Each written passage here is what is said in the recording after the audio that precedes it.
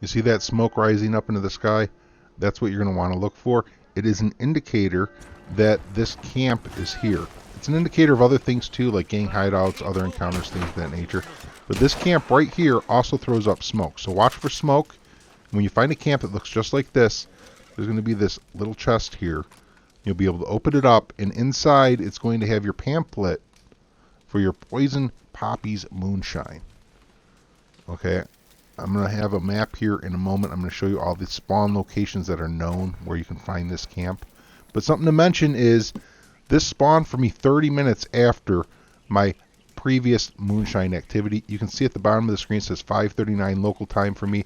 I have another delivery coming up at 5:57. I am currently distilling moonshine at the moment.